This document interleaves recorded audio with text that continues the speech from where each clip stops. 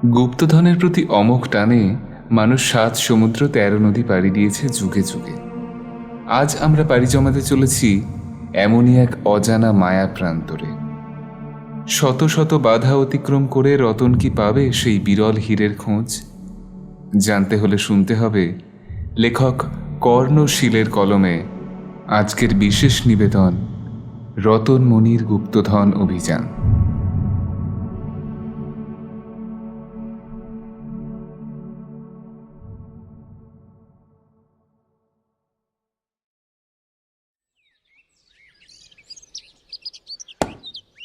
রতন তালপাখার ডাঁট দিয়ে পিঠটা চুলকে নিতে গিয়ে দেখল জায়গাটা তার নাগালের বাইরে।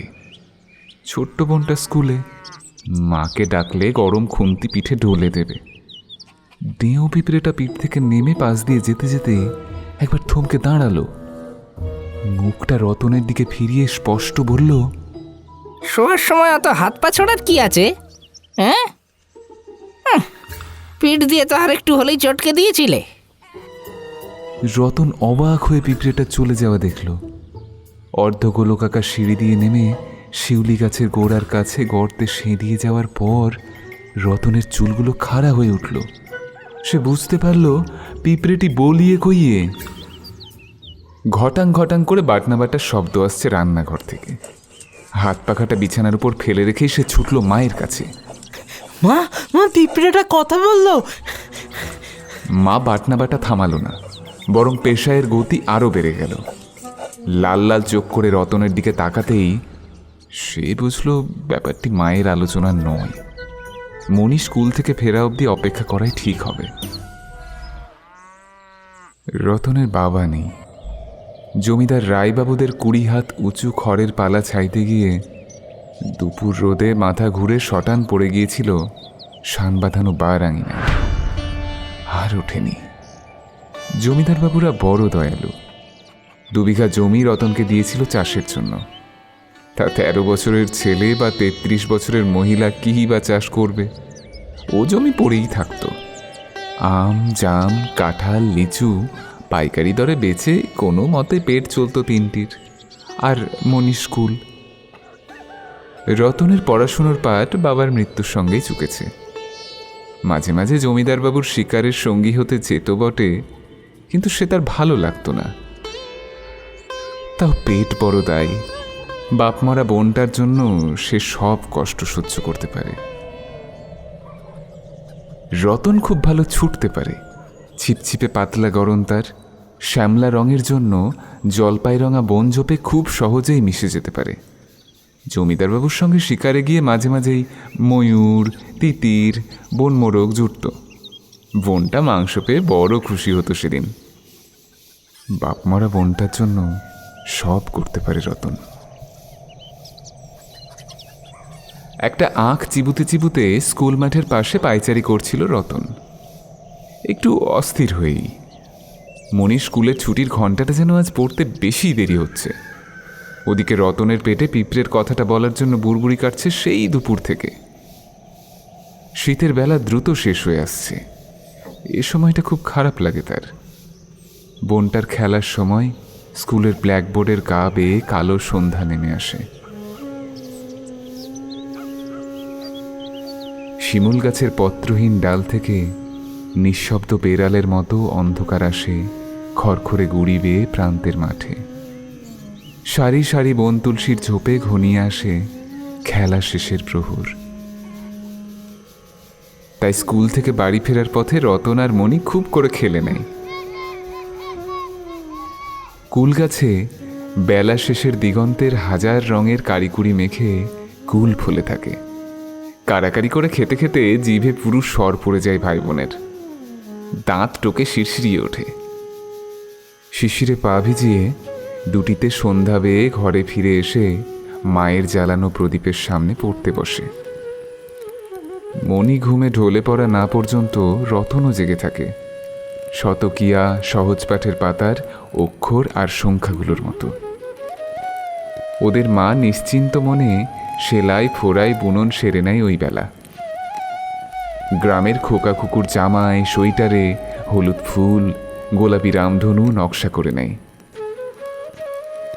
তারপর কোনোদিন দুপুরের রান্না ভাত, কোনোদিন মুড়ি গুড় খেয়ে 3টিতে ঘুমিয়ে পড়ে। 7-5 ভাবতে ভাবতে রতনের খেয়াল হলো ছুটির ঘন্টা বেজে উঠেছে। একটা চড়ুই মাথার উপর দিয়ে কিচিরমিচির করতে করতে উড়ে গেল। রতনের মনে হলো সেটি ওই এলো, বোন এলো বলে গেল। রতন হাঁ করে আকাশের দিকে চেয়ে আছে। এমন সময় মণি পিছন থেকে এসে তার জামায় এক টান দেয়। অত হাঁ করিস না রে, চামচিকে বাসা পেঁপে ঢুকে পড়বে ভিতরে। রতন তিরিং তিরিং করে লাফাতে লাগলো, প্রায় চেঁচিয়ে উঠে বলল, মনি রে, পিঁপড়ে পাখি সব সব আমার সাথে কথা বলছে রে। কি মণি নাকটা কুচকে একটা ভুতুরে মুখভঙ্গি করে রতনকে বলল। সে তো আমার সাথেও বলে। রতন যেমন দপ করে খুশিতে ডগমগ হয়ে উঠেছিল পিঁপড়ে আর চড়ুইয়ের ঘটনার পর, তেমনটি নিয়ে গেল। আমতা আমতা করে বলল, তাই নাকি, তাই নাকি, বল বল কি বলেছে। মণি চোখ দুটো গোল গোল করে মুখটা রতনের কানের খুব কাছে নিয়ে এসে বলল। বউ! রতন খুব উৎসুকভাবে বিষয়টা হৃদয়ঙ্গম করার চেষ্টা করলো প্রথমে, তারপর কোমরে হাত দিয়ে শটান মণির দিকে তাকিয়ে বলল, মানে?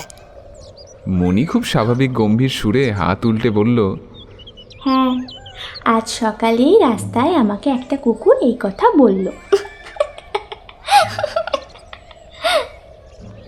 মণির জোড়া বেনির দিকে হাত বাড়িয়ে রতন টেনে নিল। বোন বলো বন্ধু বলো, ওই একটি। স্কুল থেকে ফেরার পথটা বাড়ির দিকে খাড়াই, উঁচু নিচু জমি, দুপাশে শালবন, কেন্দুবন, আকাশমণি, সোনাঝুরি বুকে নিয়ে বেশ ডাগর মনে হলেও বেশিরভাগই টাঁড়, অনুর্বর। লাল মাটির বুকে 2-1টা জলাশয় ছন্নছাড়াভাবে আকাশের মুখ দেখার কাজে লাগলেও অন্তর্লীনা পথে খুব বেশি মরশুমি ফুলের শোভাবর্ধন করে না। ফল ফলাদির গাছ বলতে অদূরবর্তী গঙ্গা দামোদরের বদান্যতায় যেটুকু, আম, লিচু, কুল, কাঠবাদাম এইসব। লোকটা উবু হয়ে বসে এক মনে বটগাছের ছায়ায় আঁকিবুকি কাটছিল মাটির উপর। সামনে ঠান্ডা জল ছুঁয়ে আসা হাওয়া ফুরফুরে সাদা দাড়িতে বেশ জট পাকিয়ে যাচ্ছে। রতন বা মণি আগে কোনোদিন এই লোকটাকে গ্রামে দেখেনি। রাস্তার পশ্চিমে শালবনের মধ্যে বেশ কিছুটা এগিয়ে গেলে এই বটগাছ, পুকুর, পুকুরের দক্ষিণে কুলবন। বেশ কিছুক্ষণ মনোযোগ দিয়ে 2 ভাই বোন দেখল মাটির উপর আঁকা নকশাটা। কতগুলো খোঁচা পাহাড়ের মতো চূড়া, তাতে লেখা চলপাথুরি। চলপাথুরিরও দক্ষিণে পূর্ব পশ্চিমে বিস্তৃত 2টো বক্র রেখা চলে গেছে পরস্পর সমান্তরালভাবে। তাতে দেখা যাচ্ছে লোকটা লিখেছে অচলা। তার ঠিক নিচে অর্থাৎ মানচিত্র অনুযায়ী দক্ষিণে অনেকটা লম্বা সূচালো মাথার মতো গাছের নকশা করা, আর তার নিচে লোকটা লিখেছে লোহাবন।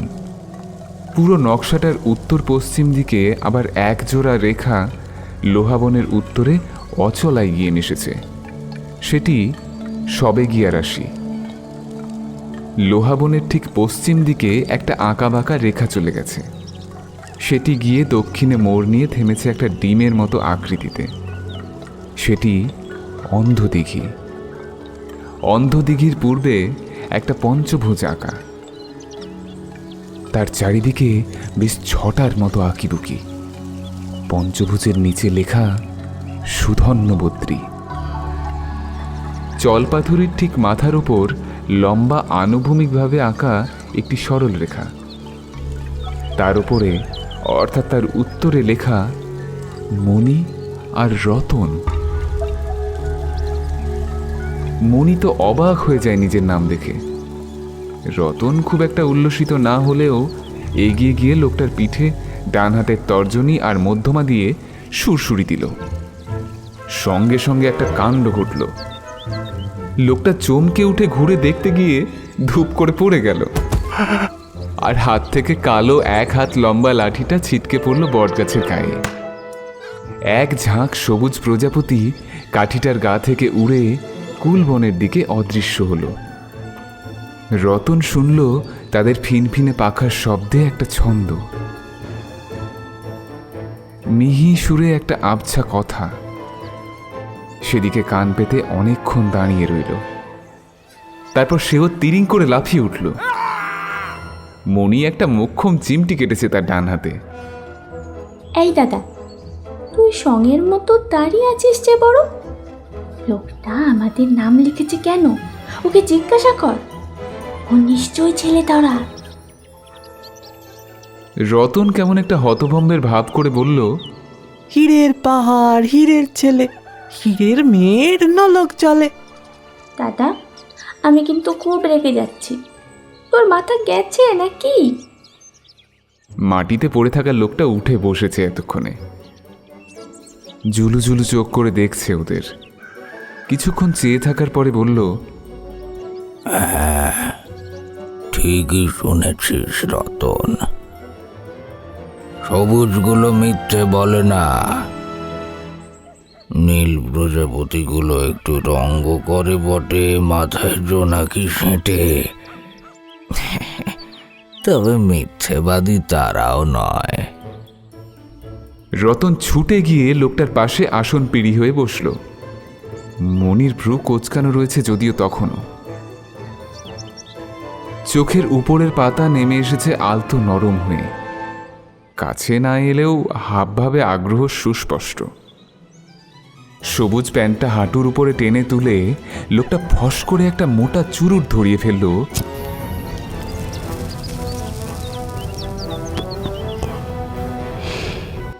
হলুদ কোটের পকেট থেকে বার করে ধোঁয়া ছাড়ল যখন, রতন স্পষ্ট শুনল বটপাতার ফিসফিসানি। কি বাজে গন্ধ! উফ!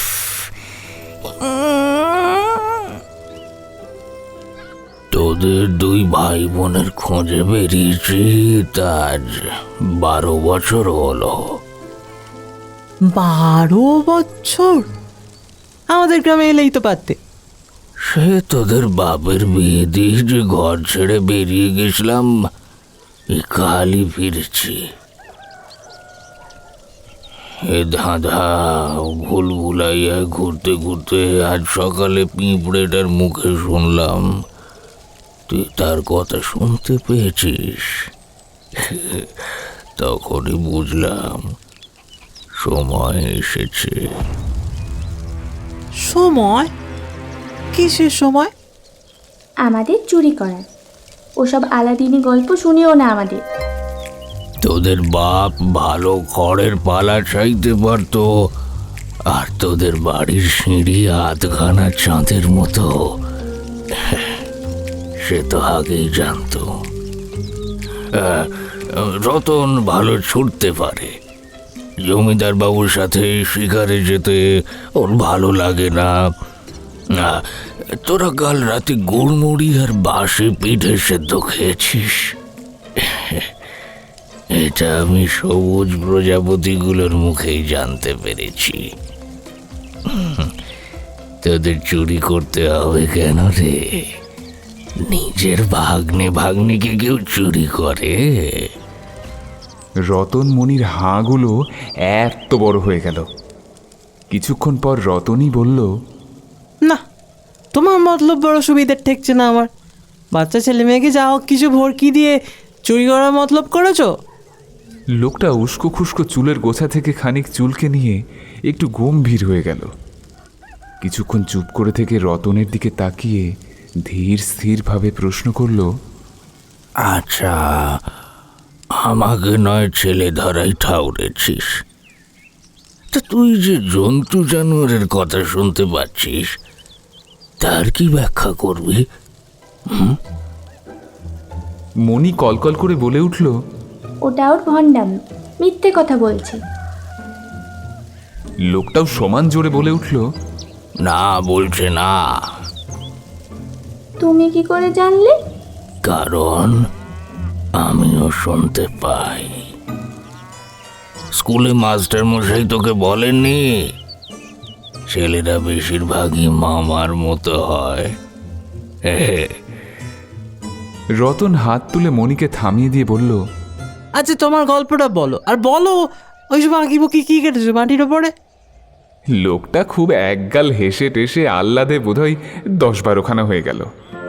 তারপর ছড়া কেটে কেটে বলতে লাগলো, শোন রে রতন, শোন রে মণি, আমার দুটি নয়ন মণি।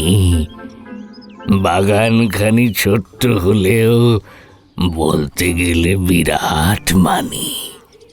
ওই যে বুড়ো বটের কোটর, তার নিচে এক পথ চলে যায়। জল পাথুরি চলছে কোথাও, আর লোহা বন উঁচিয়ে তাকায়। রতন কাইমাই করে লোকটাকে থামিয়ে দিল। এই এই এই তোমার ছড়া কাব্যি না থামালেই চললাম বলে দিলুম, ভালো করে বুঝিয়ে বলো। লোকটা দীর্ঘশ্বাস ফেলে বলল, যাবি আর কোথায়? খেলার সাথী তো তোদের আর কেউ নেই। আবার এই কুলবনেই আসবি কালো। তাও ঠিক কথা অবশ্য। এই কুলবনি মণিরতনের খেলাঘর। দুপুরের ঘুঘুরা ক্লান্ত হয়ে যখন ঝিম ধরা পাতার সবুজাব কালচে ছোঁয়ায় চোখ জুড়িয়ে নেয়, তখনই ঘরে ফেরার আগে ডাঁসা ডাঁসা টোপা কুলের রসে ওরা ভিজে ওঠে। এইটুকু সময়ে ওরা সব দারিদ্র্য ভুলে থাকতে পারে। এই আকর্ষণ এড়ানোর উপায় ওদের নেই। নিরুপায় রতন বলল, একটু গদ্য করে বলো না মামা। হ্যাঁ মামা, হ্যাঁ। এইটুকু ছড়ায় ছড়িয়ে দিলেও বাকিটুকু গদ্য না করে উপায় নেই। কারণ বাকিটুকু শুধু বর্ণনা নয়, সাবধান বাণীও। সাবধান বাণী? কেন? শোন, শুনলেই বুঝবি। চল পাথুরি শুনেই বুঝতে পারছিস এ পাথুরে পাহাড়ের ঢল চলতে পারে। মাঝখান দিয়ে সরু পথ ঢালু হয়ে নেমে গেছে। সূর্যের রশ্মি পাথরের রাজ্যেতে একটা চুনা পাথরে প্রতিফলিত হয়ে সরু পথ দেখায়। সেই পথ দিয়ে খুব সন্তর্পণে নেমে যেতে হবে। পথের বাইরে পা পড়লেই কিন্তু ভয়ানক কিছু একটা ঘটে যাবে।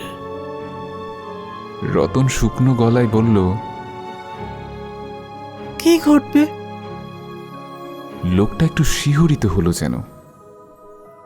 আমি তো সে পথে যাইনি, তবে শুনেছি মাপা পথের বাইরে পা পড়লে পাহাড়ের দল হাঁটা চলা শুরু করে। মণি বলে উঠল, ধুস, তা আবার হয় নাকি? না হলেই ভালো, জানতে হলে যে যেতে হয়। আচ্ছা, অত বিপদের পথে যাওয়াই বা কেন, সেটা তো বললে না। এই বক বক করে দুটিতে গোল বাগিয়ে দিচ্ছিস খালি, আসল কথা তো বলতেই দিচ্ছিস না। মন দিয়ে শোন। চল পাথুরির একদম দক্ষিণে লম্বাটে এক গড় খাই।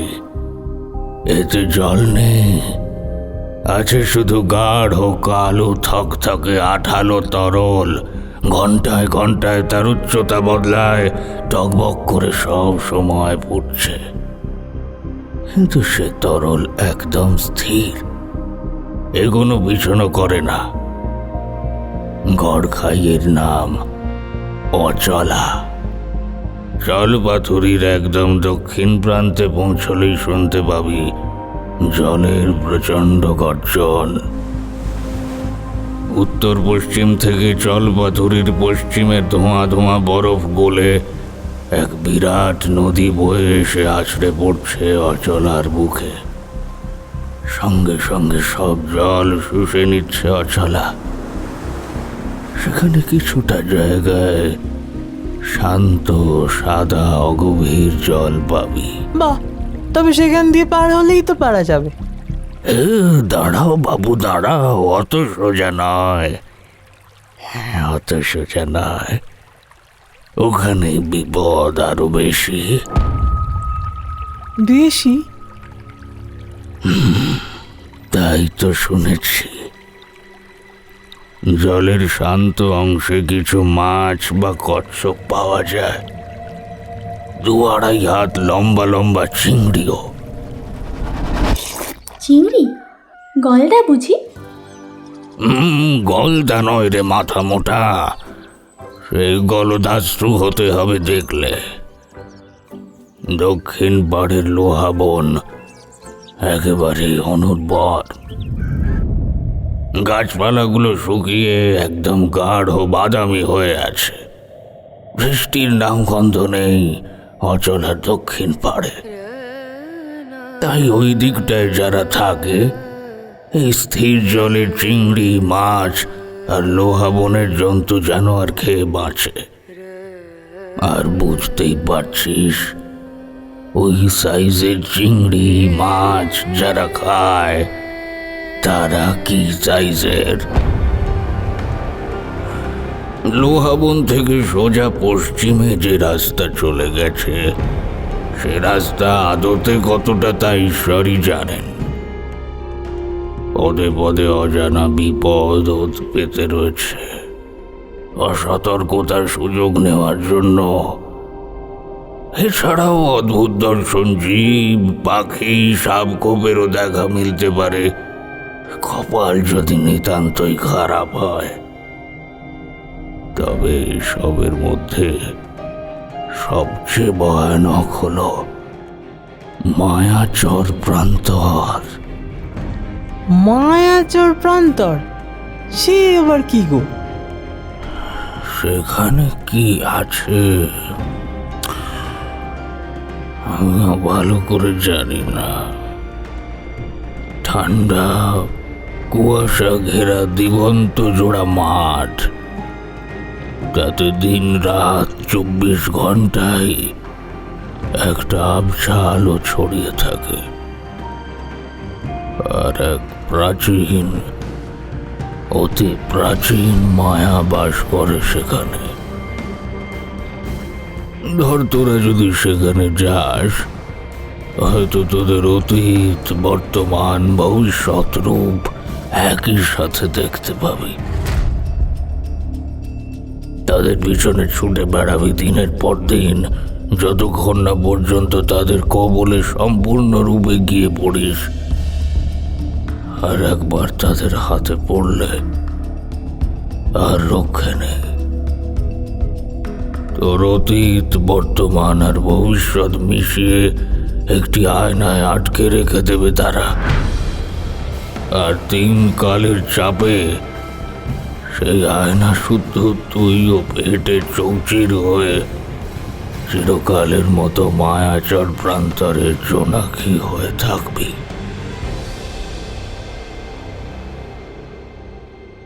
তা দেখতে কেমন হয়?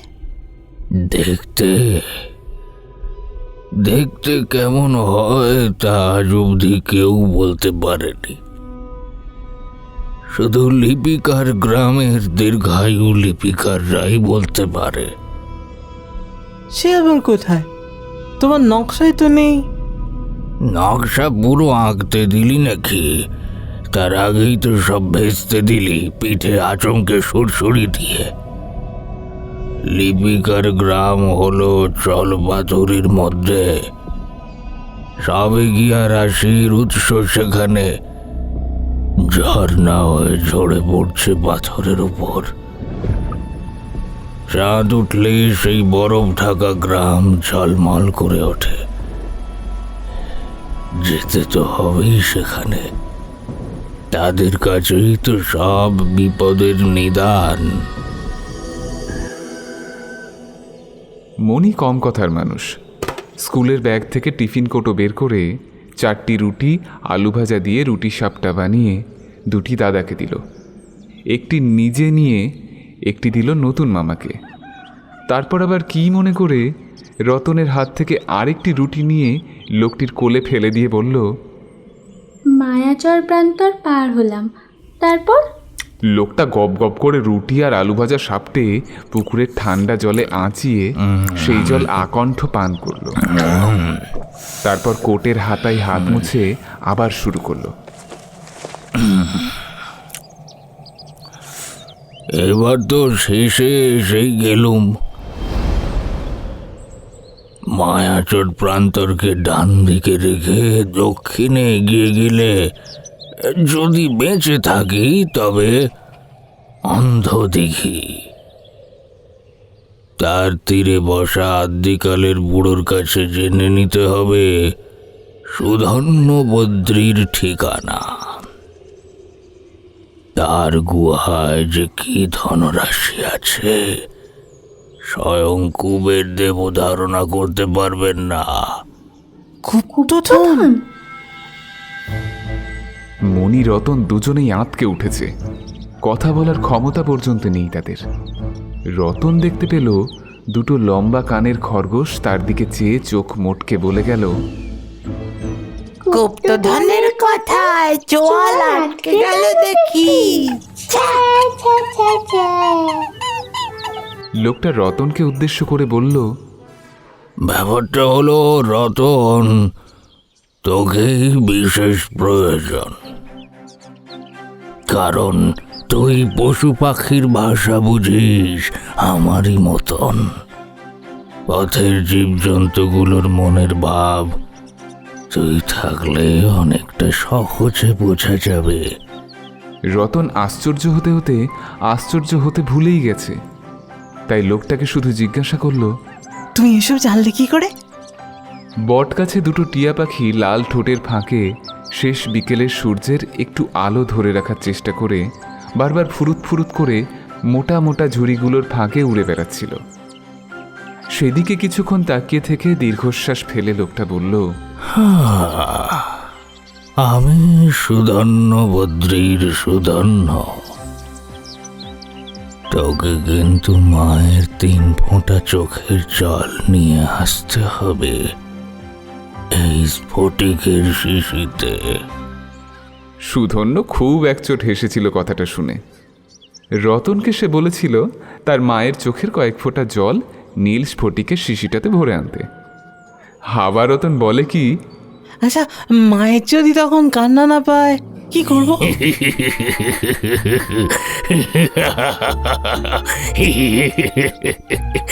সুধন্য হেসে কুটিপাটি হয়ে মাটিতে গড়াগড়ি খেতে খেতে পুকুরের জলে আরেকটু হলেই পড়ে যেত। উড়ন্ত কাকগুলো পর্যন্ত অন্ধকার বনের দিকে উড়ে যেতে যেতে বলল, কি বোকা! শেষে খুব কষ্টে হাসি থামিয়ে সুধন্য বলল,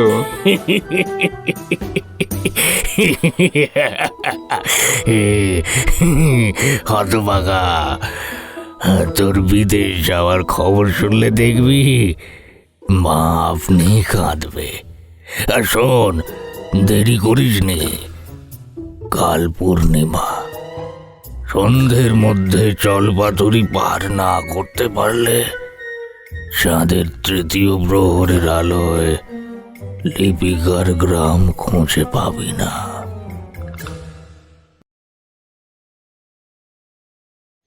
সকাল সকাল মাকে কাঁদিয়ে স্ফটিকের শিশিটি প্রায় উপচে বটতলার কোটরের কাছে হাজির রতন। বোনটাকে ঘুম থেকে তোলেনি সে ইচ্ছে করে, মায়া বাড়িয়ে কি লাভ। তখনও ভোর সম্পূর্ণ ফুটে ওঠেনি। পুকুরের জলে মৃদু কুয়াশার স্বর পড়েছে। পূব দিকের দিগন্তে যাত্রাপালার স্টেজের অদৃশ্য আলোর মতো প্রভা। গাছের মোটা একটা ডাল থেকে সুধন্য নেমে এলো, এসেই অবাক হয়ে বলল, সঙ্গে করে একে কেন নিয়ে এসেছিস? রতন অবাক হয়ে পিছনে তাকিয়ে দেখে মণি। মণি খুব খানিকটা চেঁচামেচি করে নিয়ে যা বলল তার মর্মার্থ বিভিন্ন রকম হয়। যেমন সে রতনের চেয়েও সাহসী, বা সে দাদাকে ছাড়া থাকতে পারবে না, বা কেউ উড়ুম দাও কাটাস ইত্যাদি। মোদ্দা কথা হলো সেও সঙ্গে যাচ্ছেই। সুধন্য খানিক হাঁ করে চেয়ে থেকে বটগাছের বিরাট কোটরটা দু হাতে ধরে নিজের দেহটাকে তার চাপ দিয়ে তুলে নিল কোটরের ভেতরে। তারপরই ঝপ করে অদৃশ্য হয়ে গেল। রতন দৌড়ে কোটরটার কাছে পৌঁছে কিছু পরেই ঝপাং করে একটা কিছু শব্দ শুনল। জল। মনির কোটরটির নাগাল পাওয়া সম্ভব নয়, তাই তাকে পরে পাঠালে চলবে না। আবার জোর করে রেখে গেলে চেঁচামেচিতে লোক জড়ো করার সম্ভাবনা। তাই মনিকে দু হাতে তুলে কোটরের ভিতরে বসিয়ে দিতেই রতনের হাতটা হালকা হয়ে গেল।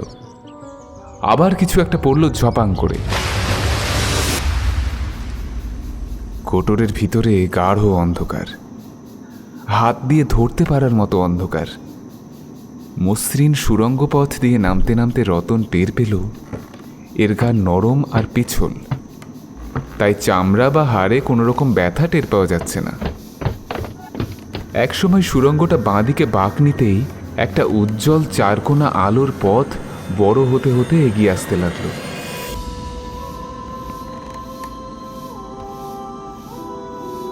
গড়াতে থাকা রতনের ছড়ানো পা দুটো চারকোনা আলো পর্যন্ত পৌঁছতেই তার শরীর একেবারে হালকা হয়ে গেল।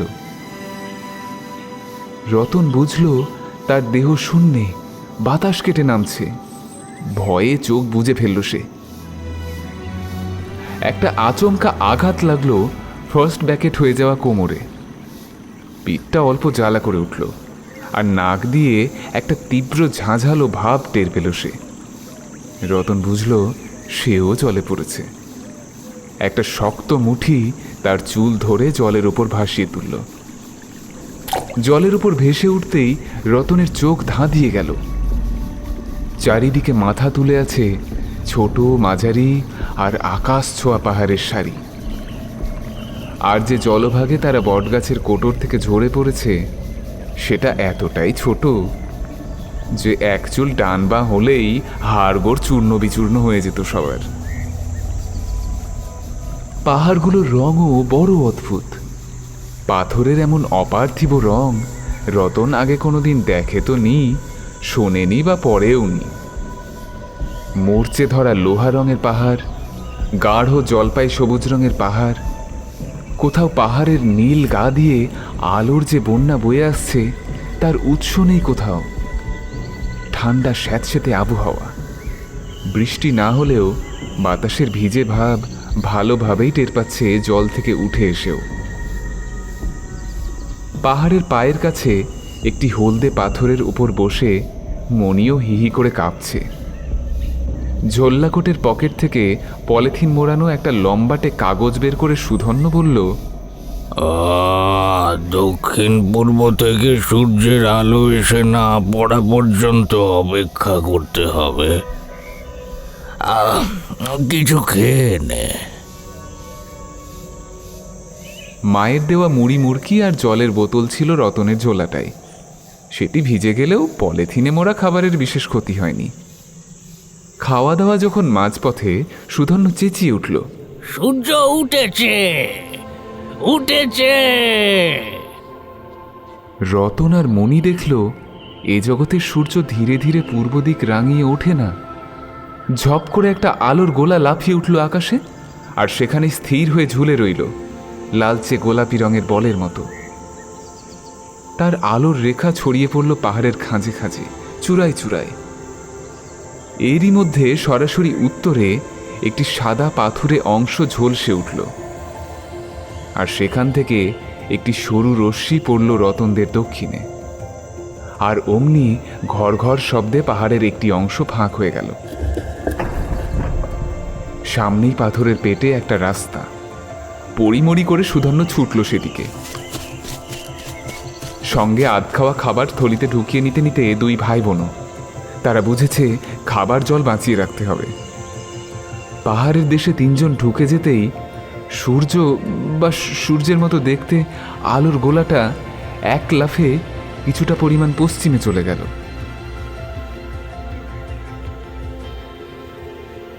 সেখানে আবার ঝুলে রইল নিথর হয়ে।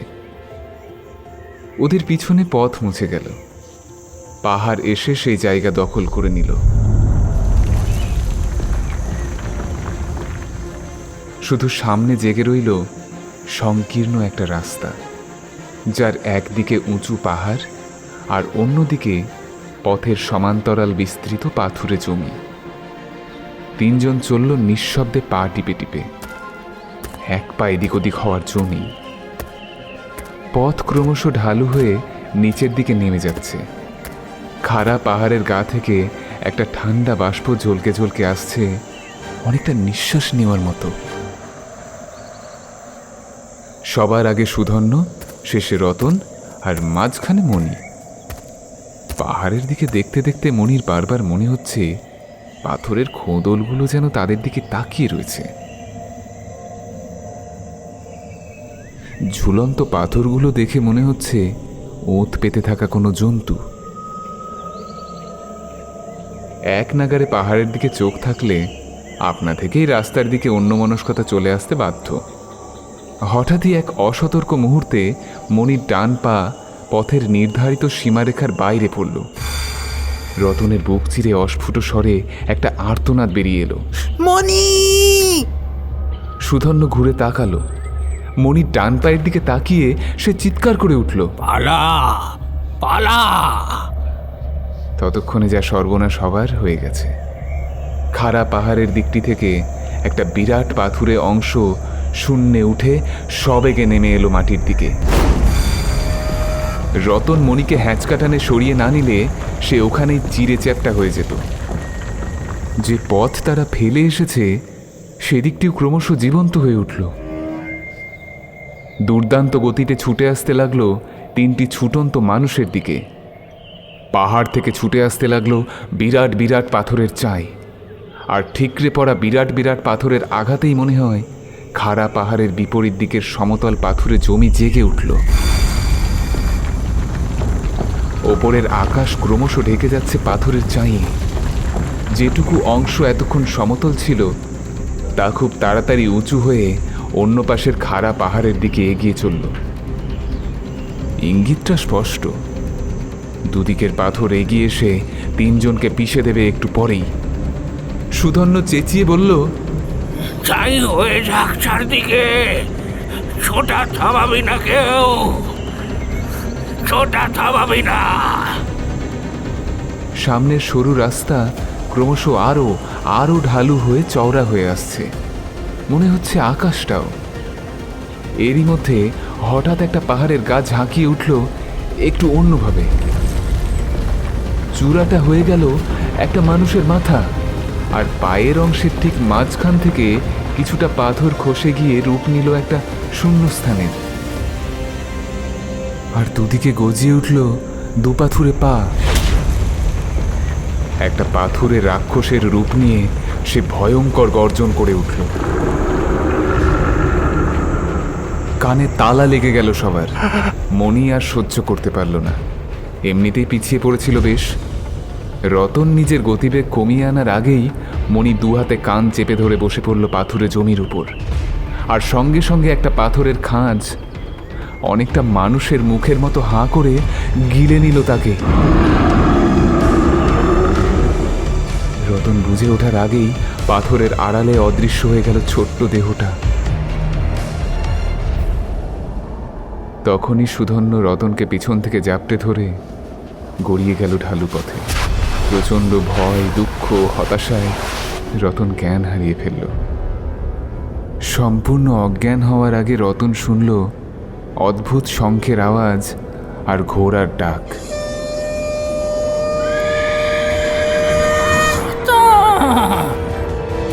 মানুষের মতো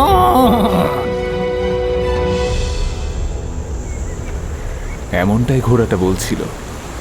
রতন জ্ঞান ফেরার পর মনে করতে পারল, সে বেশ বুঝতে পারছে সে চিত হয়ে শুয়ে দুলতে দুলতে চলেছে।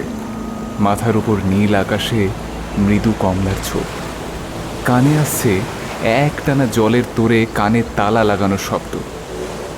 ফেলে আসা পথের অনেক দূরে পিছনে গাঢ় কালো একটা বাঁকা জলভাগ। যতদূর চোখ যায় উঁচু উঁচু নানা রকম গাছের সারি, তাতে নানা রকমের ফুল, ফল, পাখি, পাতা।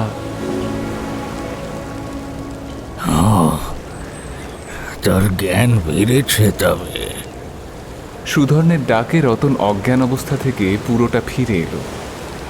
তখনই বেনো জলের মতো অতীত চিন্তা হুড় করে ঢুকে পড়ল রতনের মাথায়। সে ডাক ছেড়ে কেঁদে উঠল। বাবা বাবা আমার বোন, বাবা আমার বোন, আমার বোন, আমার বোন। লাফিয়ে উঠতেই ধূপ করে পড়ে গেল নরম ঘাসের উপর। ভয় পেয়ে কিছু প্রজাপতি উড়ে গেল ঘাস ছেড়ে। রতন ছুট লাগালো ফিরতি পথের দক্ষিণে, যার শেষে মেঘ আর সাদা কুয়াশার মধ্যে জলপাথুরি নিশ্চল হয়ে দাঁড়িয়ে আছে। বেশি দূর অবশ্য যেতে পারল না। তার কানে একটা কথা তীব্র তীরের মতো এসে বিঁধে গেল। চালাতে রাহিত। কথাটা কানে ঢুকতেই রতনের হাত, পা, দেহ চোখের নিমেষে অসাড় হয়ে গেল। সে পাথরের মূর্তির মতো স্থির হয়ে দাঁড়িয়ে পড়ল। টকটকে ফর্সা, গলায় পইতে মানুষটার, খালি গা, দেহের সবকটা পেশি আলাদা করে বোঝা যায়। ধপধপে সাদা চুল মাথার উপরে চূড়া করে বাঁধা, ধূসর চোখের মণি। রতনের চলার শক্তি বন্ধ হলেও তার কান, চোখ, মাথা সবই স্বাভাবিকভাবেই কাজ করছে। মানুষটি তার সামনে এসে নরম স্বরে বলল, ধৈর্য ধরো, উতলা হলে বোনকে তো পাবেই না, নিজের প্রাণটিও খোয়াবে। আমাদের সাথে চলো, পেট ভরে খাও, বিশ্রাম নাও, তারপর যা মন চাই করো। এই বলে লোকটি তার মাথা ছুঁয়ে দিয়ে বলল, জঙ্গমাম। রতন দেখল তার হাত পা আবার আগের অবস্থায় ফিরে এসেছে। থেমে থাকা চোখের জল দরদর করে গাল বেয়ে নেমে এলো। নিরুপায় হয়ে সে চলল মানুষটির পিছনে। সঙ্গে সুধন্য এবং আরো দুজন অমন মানুষ। মাথায় তারা রতন আর সুধন্যের চেয়ে প্রায় 1.5 গুণ। সুধন্য বলল, ভরসা রাখ, এরা লিপিকার গ্রামের মানুষ। এরাই জলপাথুরি থেকে আমাদের বাঁচিয়ে নিয়ে এসেছে। চল না, দেখি কি হয়। সুধন্যের নকশার সবেগিয়া রাশি প্রচণ্ড বেগে ছুটে চলেছে সবুজ উপত্যকার বুক চিরে। অনেক পিছনে দক্ষিণে সেই উন্মত্ত জলরাশি এক গড়খাইয়ের মধ্যে ঝাঁপিয়ে পড়ছে, আর সেখান থেকে উঠে আসছে অবিশ্রান্ত ধোঁয়ার কুণ্ডলী। তার পশ্চিম পাড়ে এক বিস্তীর্ণ বনভূমির উপরে আকাশ ঘন কালো। তখনও দিনের আলো রয়ে গেছে বেশ খানিকটা, তবুও সে আকাশ কালো। বনের ভেতর থেকে বিভিন্ন রকম আগুনের শিখা আকাশে ছিটকে উঠছে। ওটা কি মামা?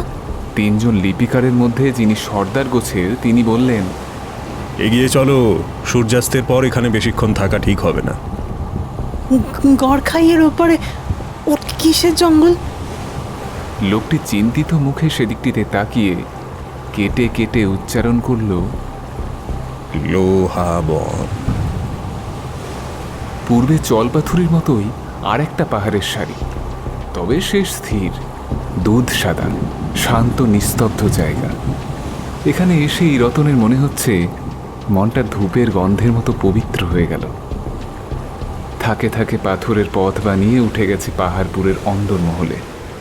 একটি ঝর্ণা ঝিরিঝিরি করে ঝরে পড়ছে খাড়াই থেকে সরাসরি সমতল উপত্যকায়। ছিটকে যাচ্ছে রূপোর টুকরোর মতো অজস্র জলকণা। পাথরের বুক থেকে রূপলি জল ছড়িয়ে পড়ছে চারিদিকে। বটগাছের কোটরে নামার পর এই প্রথম রতনের মনে হলো একটা শান্ত নরম হাওয়া তার মুখ ছুঁয়ে দিল। চাঁদ উঠল পূর্বে। চাঁদের আলো সরাসরি পাহাড়ের ঢাল বেয়ে ঝর্ণার জলের সাথে মিশে যাচ্ছে। ঝর্ণার পিছনে স্পষ্ট হয়ে উঠল একটা মনোরম উপত্যকা, একটা ছোট্ট গ্রাম। শ্বেতপাথরের তৈরি চওড়া ঢেউ খেলানো পথ, তার দুপাশে পাথরের গায়ে গায়ে ফুটে আছে নানা রঙের ফুল। মৌমাছিরা রাতেও মধু খেয়ে উড়ে বেড়াচ্ছে ফুলে ফুলে। একটা আলো, সে আলোর ছটা যেন এই পৃথিবীর নয়, নরম কিন্তু উজ্জ্বল আলো। রতনের মনে হলো এই আলোর শুরু নেই, শেষ নেই, দিন বা রাত নেই, উৎস নেই, প্রতিফলন বা প্রতিসরণ নেই। পাহাড়ের নিচে বিরাট হ্রদ, তার নীল জলে পাপড়ি মেলে আছে সুন্দর সাদা, লাল আর নীল রঙের পদ্ম। গ্রামের সব বাড়ি সাদা পাথরের তৈরি আর বিশাল। তার মধ্যে সবচেয়ে বড় প্রাসাদের সিংহদুয়ার দিয়ে ঢুকে গেল রতন, সুধন্য ও অন্যান্যরা। ঘোড়া থেকে নামলো সবাই। দুজন এসে ঘোড়াগুলো নিয়ে চলে গেল প্রাসাদের পিছন দিকে। পিছন ফিরে মানুষটি বললেন, এসো তোমরা, আমার নাম প্রাথমিক, এ বাড়ির মালিক আমি। দীপাধারে দীপাধারে উজ্জ্বল সোনার প্রদীপ, দেয়ালে দেয়ালে আঁকা সুন্দর সুন্দর ছবি। ছবির লোকগুলোর সবার পোশাকই এই প্রাথমিকের মতো, টান টান, উজ্জ্বল, শুধু রং আলাদা। সোনার তৈরি লতা সাদা পাথরের স্তম্ভের নিচ থেকে পাক খেয়ে উপর দিকে উঠে গেছে নীল রঙের উঁচু ছাদের দিকে। প্রাথমিক নামটা হজম হয়নি রতনের। সে জিজ্ঞাসা করল, আপনার নামের মানে বুঝলাম না তো। আমাদের নামই এমন, প্রাথমিক, দ্বৈতরক, আংশিক, দশমিক। ও ভেবে কাজ নেই, তোমরা খেয়ে নাও, কথা আছে, তোমাদের সময় খুব কম। সুধন্য লিপিকার গ্রামে এসে থেকে একটা কথাও বলেনি। সম্ভ্রম ও শ্রদ্ধায় তার মাথা নিচু হয়ে আছে জলপাথুরির শেষ থেকেই। এতক্ষণে গলা খাঁকড়ি দিয়ে একটা প্রশ্ন করেই ফেলল সে। সময় কম বলতে কত কম? খেয়ে নাও, সেটা প্রথমে দরকার। আর শোনো, জল বারে বারে অল্প অল্প করে খাবে, কেমন? পাহাড়ের জলে রাসায়নিক লবণ থাকে, একবার বেশি খেলে সহ্য হবে না। এই বলে তিনি লম্বা দরজা ঠেলে ঢুকে গেলেন উজ্জ্বল একটি ঘরে। বেশ ভারী এক খাওয়া দাওয়ার পর সুধন্যর চোখে ঘুম ঘুম ভাব আসছিল একটা। রতন চুপ। তার মাথার উপর দিয়ে একটা সাদা মুঠো আকৃতির পাখি সাদা কর্পূরের গুঁড়ো ছড়িয়ে দিয়ে টুইট টুইট করে ডেকে চলে গেল।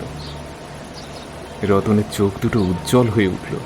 সুধন্য সুর করে করে বলল, যদিও বিপদ কাঁটা বুকে, অনেক বেশক ভুলে চুকে আটকে যেতে হবে। এসটিতে খুব কষ্টে আছে, এমনটা কি ভাবতে আছে? আশায় বাঁচো সবে, আশায় বাঁচো সবে।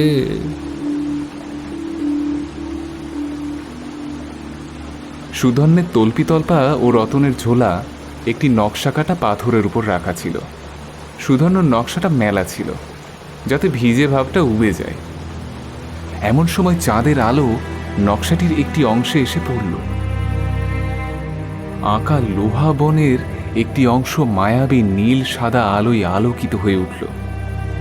ঠিক তখনই দরজা খুলে এলেন প্রাথমিক, পিছনে আরও একজন। তিনি আকার আকৃতিতে প্রাথমিকের মতো হলেও আরও বেশি শক্তিশালী এবং পেশিবহুল। ইনি যুবক এবং এর চোখের মণি ঘন নীল, চুলের রং সোনালি, হাতে একটি ঝকঝকে সাদা ধারালো খড়গ।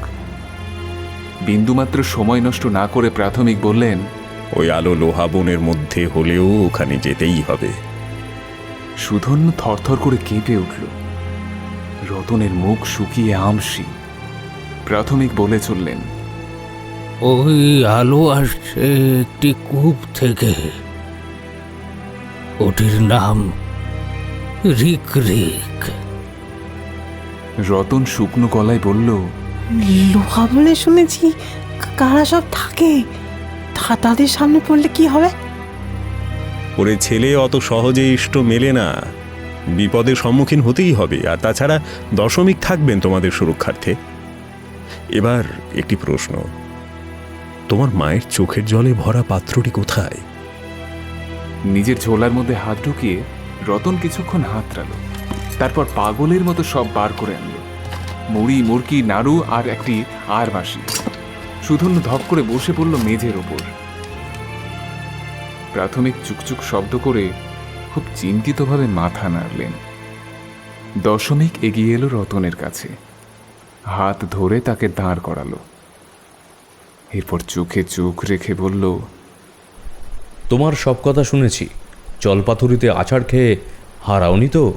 না, সে কি করে হবে? তবে তো টের পেতাম।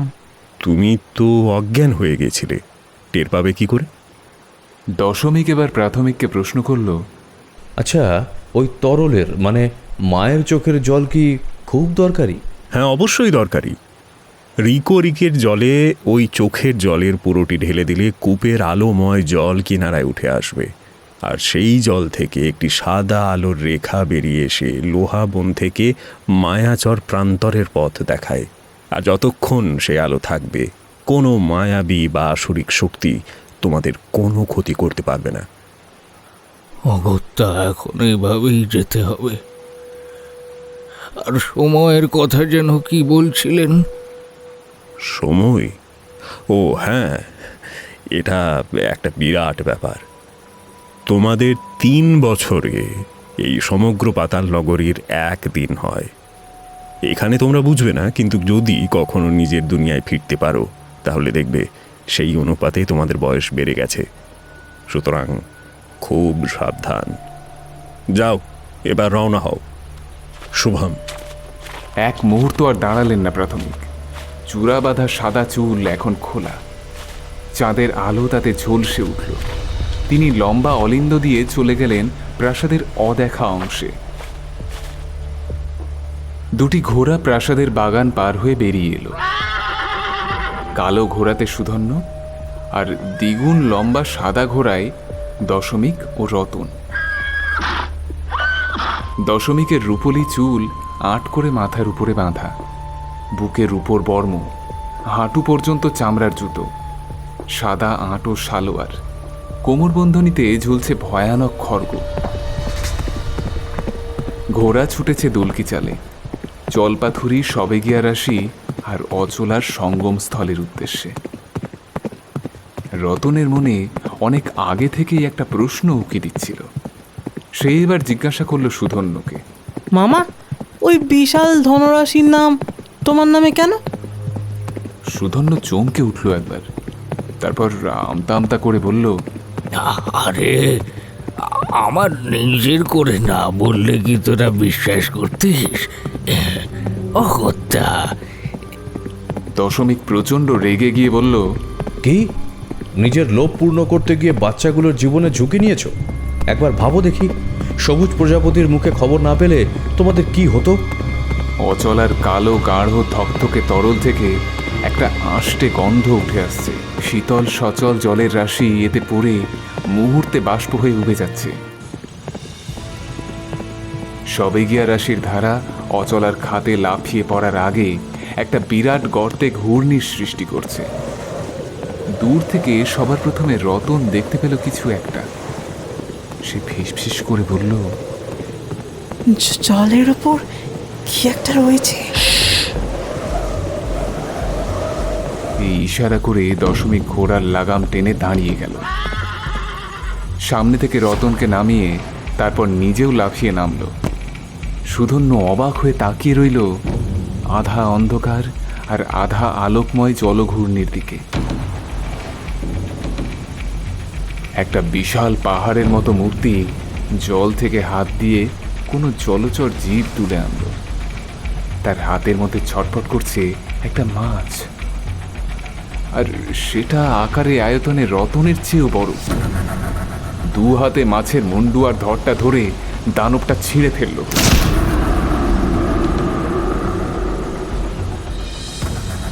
তারপর চুষে খেতে লাগলো তার রক্ত,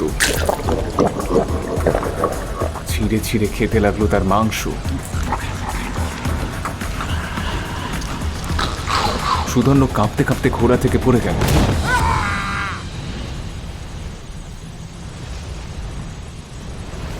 রতনের মনে হচ্ছে যেন তার হৃৎপিণ্ডের শিরা ধমনী ফেটে পড়বে এক্ষুনি। এরই মধ্যে দশমিক বলে উঠল, যা, আর ডুবে বা ভেসে যাওয়ার ভয় থাকলো না তোমাদের।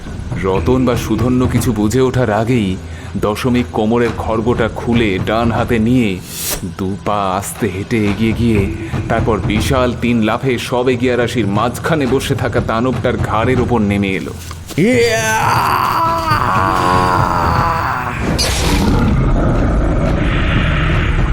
খড়গের প্রচণ্ড আঘাতে দানবের মাথাটা ছিটকে পড়ল অচলার গহ্বরে। আর বিশাল দেহটা সব এগিয়ে রাশির গতিশীল জলধারার আড়াআড়ি একটা সেতুর মতো পড়ে রইল। দানবের দেহটা বেয়ে নদী পার হয়ে এসে দশমিক রতনকে নিয়ে ঘোড়ায় উঠল। হতভম্ব সুধন্য দশমিকের ইশারায় ঘোড়া চড়ে বসল। দানবের দেহের উপর দিয়ে সবেগিয়া রাশি পার হয়ে যখন তারা লোহাবনে প্রবেশ করল, চাঁদ তখন সবেমাত্র পশ্চিমে ঢলে পড়া শুরু করেছে। এমন সময় মাটি থেকে প্রায় 50 হাত উচ্চতায় 2 সাদা চোখে আগুনের মতো রেখা ঝলসে উঠল লোহাবনের গভীরে।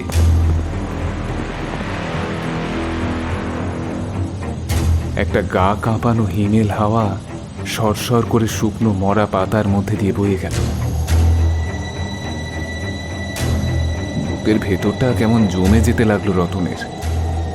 এই বনে প্রাণ তো নেই, তার উপর একটা বুক ভারী করা নিস্তব্ধতা ছড়িয়ে আছে। চাঁদের আলোয় গাছের পাতার লোহা রং আরো ভয়ানক হয়ে উঠেছে। মনে হচ্ছে গাছে গাছে পাতায় পাতায় ছড়িয়ে আছে চাপ চাপ শুকনো রক্ত। বিষণ্ণতায় ভরা এই বনে প্রাণের লেশ মাত্র নেই। অশেষ খিদেই গোটা বনটা যেন তাদের হাঁ করে গিলতে আসছে। ঘোড়াগুলোর নাক দিয়ে বেরিয়ে আসছে সাদা ধোঁয়া। মিহি মিহি তুষার ঝরে পড়ে পথ ঢেকে আছে। বনভূমি বুকে নিয়ে বিরাট বিরাট পাথরের চাঁই খসে পড়ছে কোনো অতল গর্তে। আবার পর মুহূর্তেই সেখানে গজিয়ে উঠছে পাথর, লোহার গাছ, লোহার পাতা। একসময় তুষারপাতও বন্ধ হয়ে গেল। সামনে একটা খোলা গোল জায়গা। চাঁদের আলো তেরচাভাবে পড়েছে সেখানে। আলোকিত অংশে দেখা যাচ্ছে একটা বাঁধানো কুয়ো। সেটি বাদ দিয়ে বাকি অংশে নিরেট অন্ধকার। রতনের মনে হলো অন্ধকার অংশটি যেন নড়ে উঠছে মাঝে মাঝে, পাকিয়ে পাকিয়ে উঠছে। দশমিক হাতের ইশারায় সবাইকে থামতে বলল। হাঁটু মুড়ে বসে পড়ল মাটির উপরে। তারপর মৃদু স্বরে বলে উঠল, आस्तिक सर्पसत्रेबः पन्यज्ञान यह वरक्षत त्वं स्वरन्तं महाभागा न मं हिंसितु मर्हत सर्प सर्प सर्पाप सर्प भद्रां त्वे गच्छ सर्प महावीश जनमजयस्य यज्ञान्ते अस्तिक वचनं स्वर अस्तिकस्य वचः श्रुत्वा जा सर्पो न वर्तते सतधा विद्वते मूर्धा सिंहवृक्ष फलं यथा। শুনেছে রতন, আগেও এই মন্ত্র শুনেছে, মায়ের মুখে শুনেছে। ঘন বর্ষার রাতে যখন তাদের বাড়ির উঠোনটা জলে ঢেকে যেত, ব্যাঙের মৃদু গোঙানি শোনা যেত আধডোবা হাসনুহানা গাছটার কাছে, আর ঝোড়ো হাওয়া মাঝে মাঝে পাখির বাসায় হানা দিয়ে যেত। পাখি ছানার চিৎকার কেউ যেন হঠাৎ বন্ধ করে দিত তীব্র চাপে। মা বলতো এই মন্ত্র সাপ তাড়ানোর। আস্তিক মুনির নির্দেশ। রাজা জন্মেজয় সর্পযজ্ঞের সময় আস্তিক মুনি এই শর্তেই সব সাপ এবং হিংস্র তক্ষক নাগকে ক্ষমা করেছিলেন যে আস্তিক মুনির নাম শুনলেই কোনো সাপ কোনো জীবের ক্ষতি করবে না। আর সে সাপ আস্তিক মুনির নাম শুনেও যদি বিষ ঢালার চেষ্টা করে, তার মাথা শিমুল ফলকের মতো ফেটে যাবে। রতনের গায়ে কাঁটা দিল। এই মন্ত্র তবে দশমিক বলছে কেন? কাছেই কি কোনো বিরাট সাপ আছে? ওরা দেখতে পাচ্ছে না কেন তবে? এক নাগারে মন্ত্রোচ্চারণ করে চলেছেন দশমিক। এই লোহাবনে আর কোনো শব্দ নেই, শুধু একটা তীব্র আষ্টে গন্ধ ছড়িয়ে পড়ছে চারিদিকে। এমন সময় অন্ধকার অংশটি আস্তে আস্তে নড়ে উঠল। ঠিক নড়ে ওঠা নয়, চাঁদের মরা আলোতে কুণ্ডুলি পাকিয়ে পাকিয়ে উঠতে লাগলো। দুটো হলদে সাদা আলো ঝলসে উঠল পাশাপাশি। তাতে কিলবিলিয়ে উঠল আগুনের মতো রক্তবাহী শিরা। একটা তীব্র হিসির শব্দের সঙ্গে সাদা ভাপ উঠে আসতে লাগলো। সেই হিসির শব্দ রতন শুনতে পেল। সে মন্ত্রমুগ্ধের মতো বলে চলল, দুধের গিলে খাবো আগে, তারপর 4 রকম বিশ্বে জ্বালিয়ে ধকধকে আঠালো দুর্গন্ধময় তরল বানাবো পেটের মধ্যে। দিনের পর দিন ধরে বসবি সেখানে, তারপর উগড়ে দেব জলায়। তোদের নিয়ে পূর্ণ হবে 3,47,300 জন।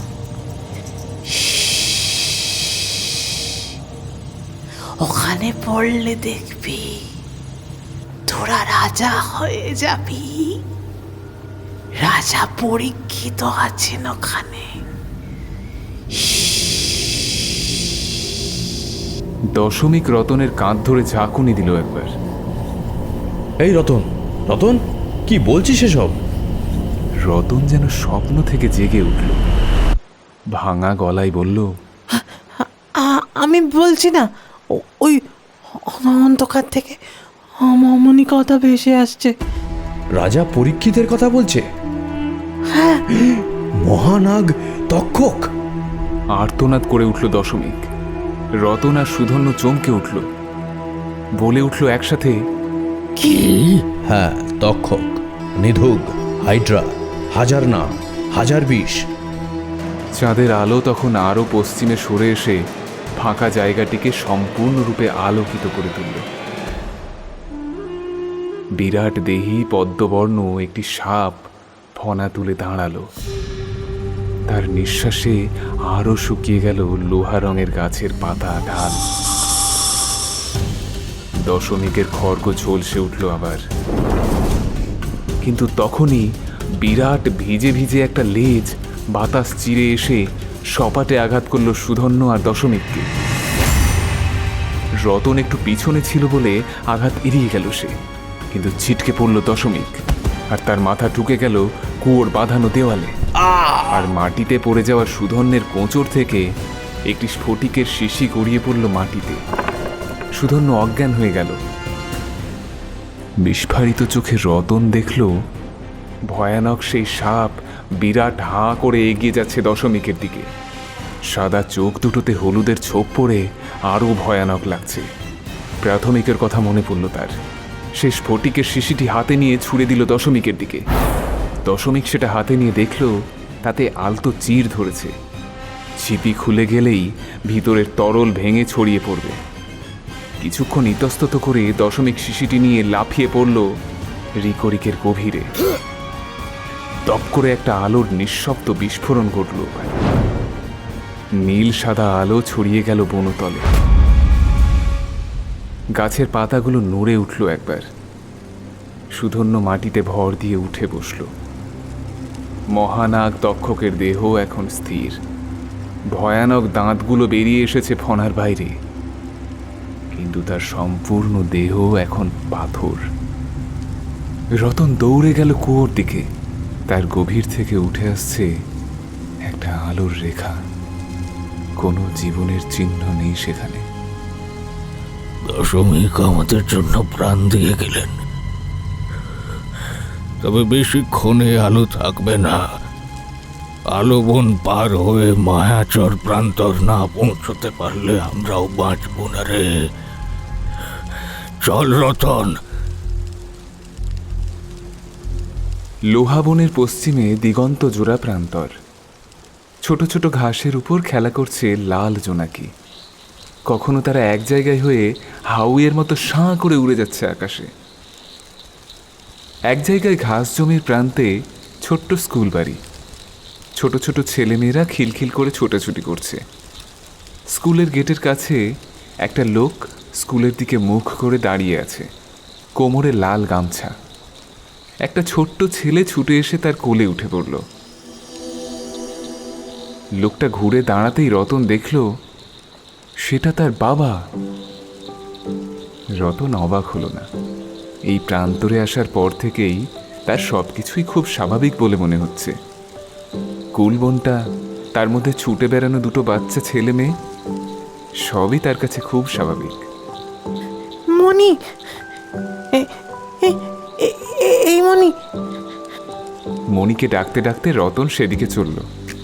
আর রতনের ঠিক পিছনে আরেকটা ধূসর ছায়ায় মেশানো কুয়াশা আস্তে আস্তে পুরো প্রান্তর ঢেকে ফেলতে লাগলো। শিরশিরে একটা হাওয়া কানের লতি ছুঁয়ে দিল রতনের।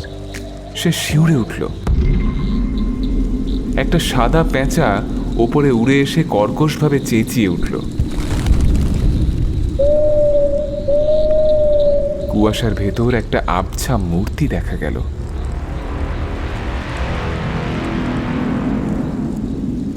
আপাদমস্তক কালো কাপড়ে মোড়া, তার ভিতরে কোনো দেহ দেখা যায় না। শুধু দুটো চোখ ধকধক করে জ্বলছে মুখের ঢাকনার মধ্যে। চাঁদের ক্ষীণ আলোয় ঝলসে উঠছে হাতের একটা আয়না। ততক্ষণে পেঁচার ডাকের অর্থ বুঝে নিয়েছে রতন। সে যে তাকে বাঁশিটা বাজাতে বলে দক্ষিণে উড়ে গেল, তা বোঝা মাত্রই কোঁচড় থেকে বাঁশিটা নিয়ে তাতে ফুঁ দিল রতন।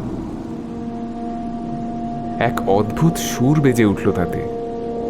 বাঁশির মুখ থেকে বিভিন্ন সুরলহরী সবুজ, নীল, হলুদ, বেগুনি প্রজাপতির রূপ নিয়ে ছড়িয়ে গেল মায়াচর প্রান্তরে।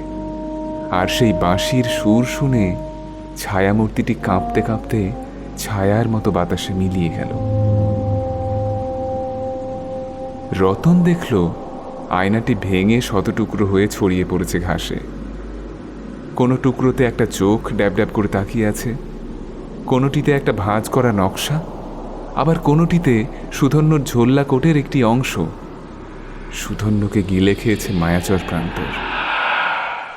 পথের শেষ সাথীটিকেও হারিয়ে রতনের আর দুঃখ কষ্ট বোধ কিছুই রইল না।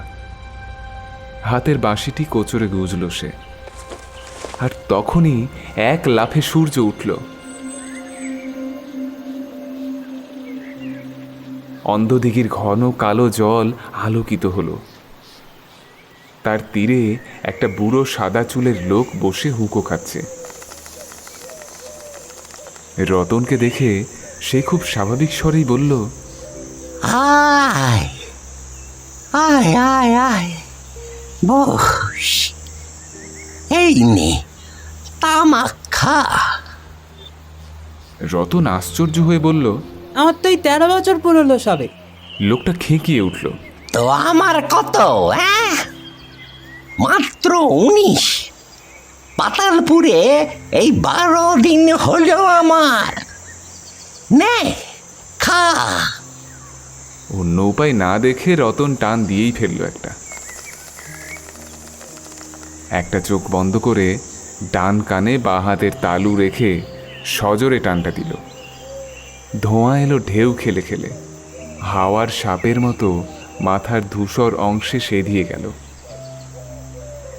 ভোরের নরম আলোর মধ্যেই দৃশ্যপট সম্পূর্ণ বদলে গেল। ফাঁকা মাঠ হয়ে গেল ঢেউ খেলানো পাহাড়ের সারি। 8টি দিকে গজিয়ে উঠল বিরাট বিরাট ছায়া বুনট পাতার গাছ।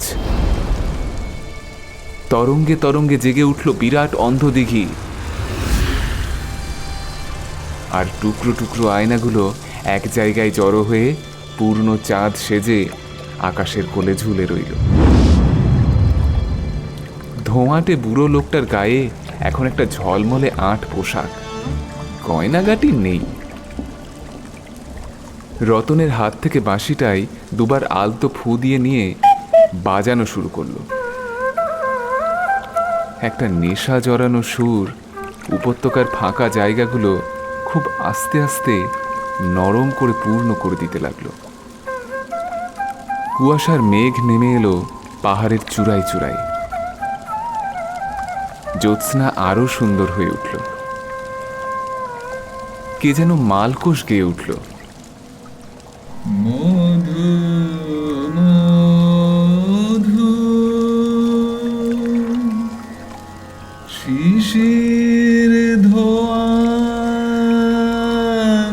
জল ছুঁয়ে ঘুমের প্রহরে আয় বয়ে আলসে অলস পায়ে।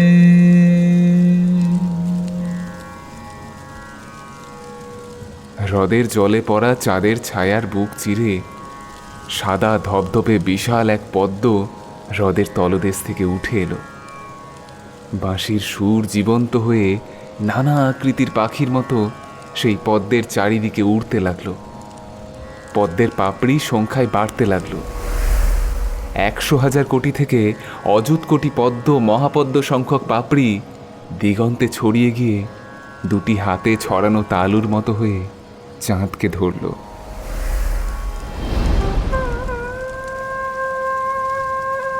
তারপর তাকে নিয়ে এলো হ্রদের বুকে। চাঁদের সৌন্দর্য ছড়িয়ে গেল পদ্মের পাপড়ি থেকে ডাঁটি বেয়ে শিখরে। আর চাঁদের অসংখ্য কালো দাগ অসংখ্য বীজ হয়ে বিছিয়ে রইল পদ্মর বুকে।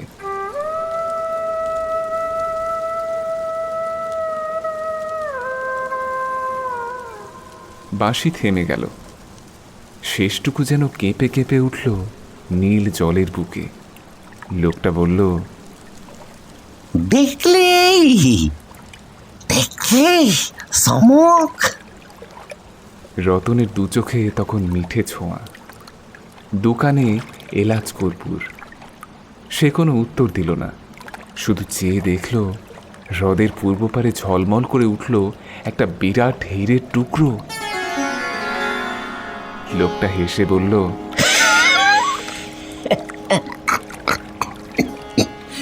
যা যা নিয়ে যা নিয়ে যা, সুধন্য বদ্রী তোর হলো। তুমি কে তবে? আমি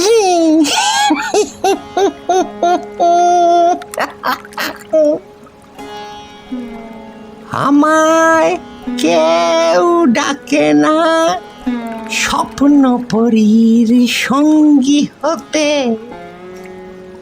বাজিয়ে বাঁশি তাই বারবার ঘুমের ঘরে জিরিয়ে নিতে হারিয়ে আসি। তোরা থাক রতন মনির গায়ে গায়ে,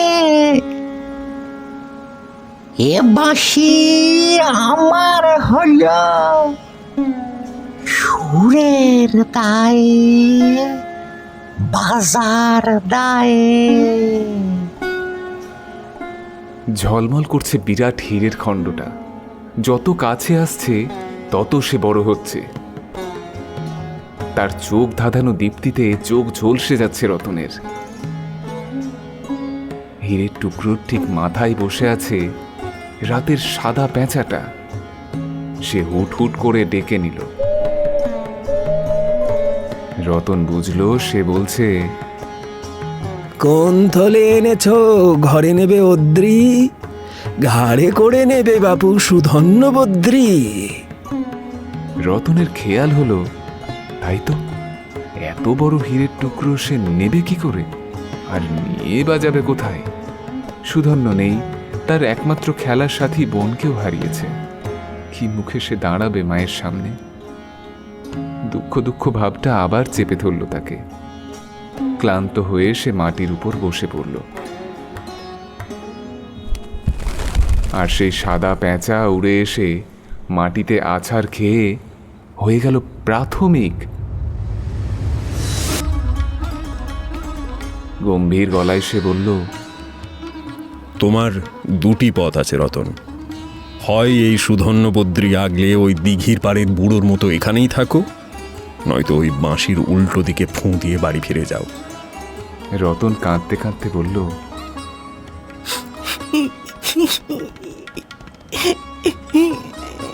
এই ভরা হিরে নিয়ে আমি কি করব? আমার আপনজনেরাই যখন হারিয়ে গেল, আর না নিয়েই বা যাই কি করে?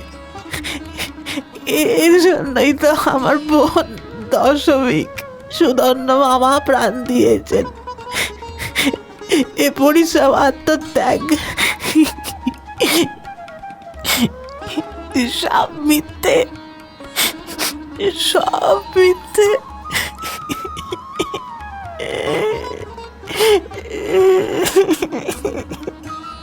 প্রাথমিক একটু হেসে বললেন, পৃথিবীর কোনো স্থান অপূর্ণ থাকে না। আর তোমার বাড়িতে তো তোমার মা আছেন, আর কি চাই? আর কি জানি, হয়তো হারানিধি ফিরেও পেতে পারো সেখানে। মেনে নেওয়া ছাড়া আর কোনো উপায় ছিল না রতনের কাছে। ধন সম্পদ, গুপ্তধন এইভাবেই বিভ্রান্ত করে মানুষের ক্ষুদ্র বুদ্ধি বা সংকীর্ণ লোভকে। অন্ধদিঘির পাড়ে ফিরে আসতেই বুড়োটা একগাল হাসি হেসে তার দিকে বাঁশিটা বাড়িয়ে দিল। তার উল্টো দিকে ফুঁ দিল রতন, আর সঙ্গে সঙ্গে সমস্ত বিশ্ব ব্রহ্মাণ্ড যেন কেউ শটান উল্টে দিল। প্রবল ঝাঁকুনি সহ্য করতে না পেরে রতন অজ্ঞান হয়ে গেল। আবার কুলবন, রতনের খুব চেনা শেয়াল ছোটা কুলবন। লাল, সবুজ, হলুদ কুল ফলে আছে গাছগুলোতে। তার নিচে দাঁড়িয়ে যে মেয়েটা খুব রাগ রাগ মুখ করে বলছে, দেখ আমার চুল খুলে গেল। সে মনি না হয়ে যায় না, তবে তার চুল কোমর ছাপিয়েছে। আরও টলটলে গোলগাল মুখ, লম্বাই ইঞ্চি তিনেক বড়। বিস্ময়ে গালে হাত দিয়ে আরও চমকে গেল রতন।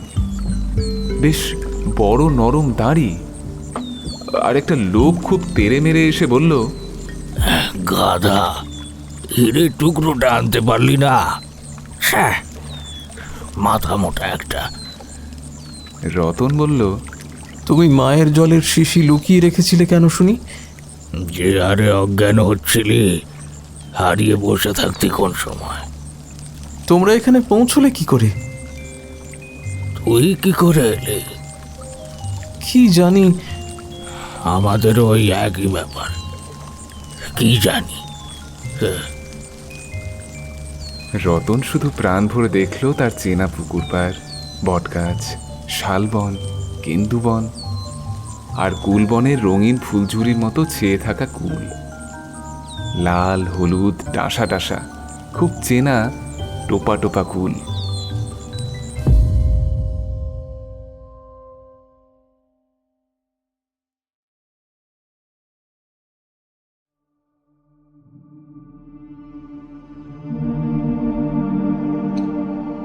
আপনারা শুনলেন লেখক কর্ণশীলের কলমে আজকের বিশেষ নিবেদন, রতন মুনির গুপ্তধন অভিযান। গল্পের নাট্যরূপ দিয়েছেন পার্থ মুখার্জি। গল্পের সূত্রধার ও কথক আমি, অমিত সরকার। এছাড়া বিভিন্ন গুরুত্বপূর্ণ চরিত্রে কণ্ঠ দিয়েছেন তমাল মুখার্জি, কৌশিক ব্যানার্জি, বর্ণিশা ভট্টাচার্য, এনামুল খান, পার্থ মুখার্জি, শৈবাল ভট্টাচার্য ও আমি, অমিত সরকার। সাউন্ড এডিটিং করেছেন সায়ন দত্ত। প্রচ্ছদ অঙ্কন করেছেন সৌমদীপ গুঁই। সামগ্রিক পরিবেশনা ও পরিচালনায় টিম লোককথা। তাহলে কেমন লাগলো আজকের গল্পটি? কমেন্ট করে আমাদের অবশ্যই জানান। আমাদের আজকের এই বিশেষ নিবেদনটি আমরা উৎসর্গ করেছি ছোটদের জন্য। তাই আপনাদের ভালো লাগলে বাড়ির ছোটদেরও এই গল্পটি শোনাতে পারেন। আচ্ছা, গল্প তো শুনছেন, কিন্তু গল্প শুনলেই হবে? সঙ্গে সঙ্গে সাবস্ক্রাইবটা করে নিতে হবে তো, নইলে পরবর্তী গল্পের নোটিফিকেশনটা কিভাবে যাবে? তাই এক্ষুনি সাবস্ক্রাইব করে নিন আমাদের চ্যানেলটি আর শুনতে থাকুন বঙ্গ সাসপেন্স, যেখানে গল্পের আড়ালে থাকে রহস্য আর রহস্যের আড়ালে অন্ধকার।